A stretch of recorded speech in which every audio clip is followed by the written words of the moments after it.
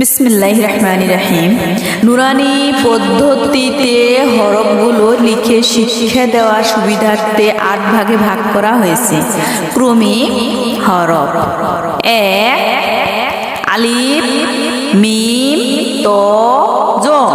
2 বা, তা, সা, ফা, কাফ। 3 হা, খ, জিম।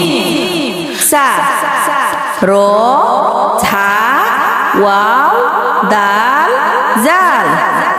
5 সিন, শিন, সাদ, দাল। 6 নুন, কফ, আলিফ, লাম। 7 হামজা, আইন, গইন।